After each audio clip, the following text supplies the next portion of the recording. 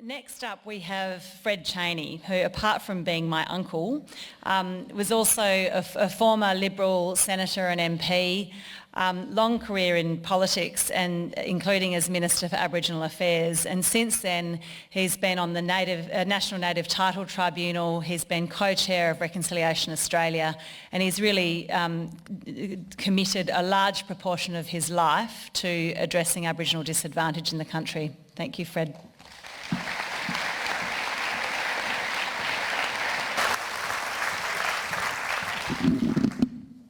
At least it's clear I'm not Colleen Hayward.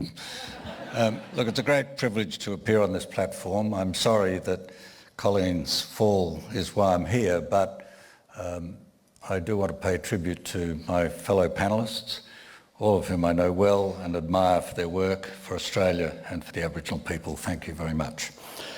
The ability to make a short speech at short notice is not mine, actually, so fasten your seatbelts, ladies and gentlemen.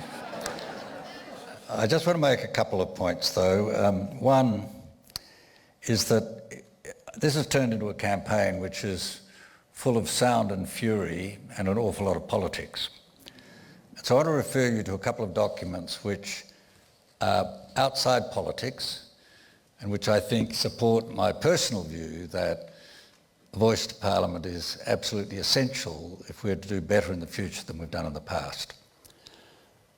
The first of these is the Closing the Gap Agreement, which has already been referred to by Ben, entered into in the year 2020 by every government in Australia.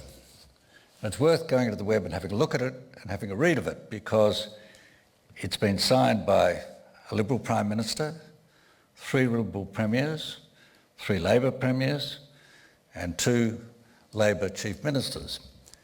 And it's what politicians actually sign up to when they're not fighting a political campaign aimed at bloodying the nose of the Prime Minister. It's what they say when they're trying to deal honestly with the issues they have to deal with.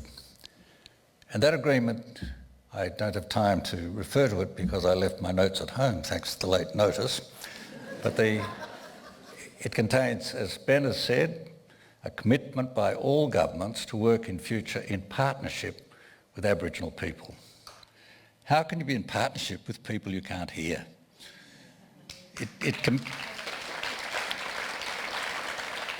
The other really interesting thing in the agreement is that it talks about the incapacity of government, the failure of government as the reason for our failures in the past.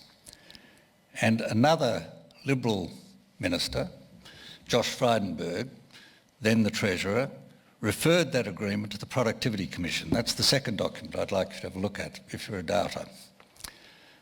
The Productivity Commission was asked to report on the Closing the Gap Agreement. And that report came down, a preliminary report came down just in the last month or so, available again on the web. And what that report says, well, governments are not doing what they're supposed to do under the agreement.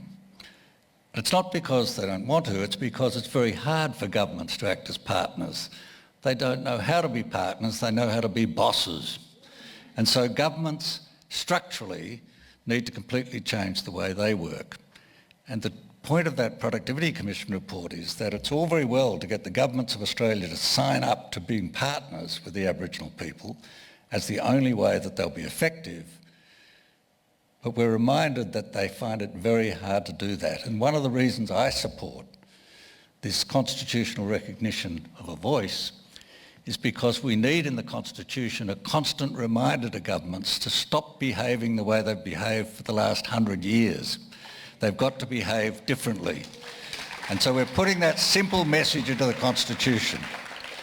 Now, the last thing I want to say is this. Why should we be recognising Aboriginal people in the Constitution? Well, because in 1900 our Constitution did refer to Aboriginal people. It excluded them. All of the provisions were essentially exclusionary. And why would we have done that?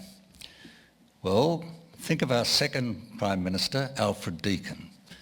Alfred Deakin did more than any other early politician to shape the way Australia was governed for the next 60 or so years.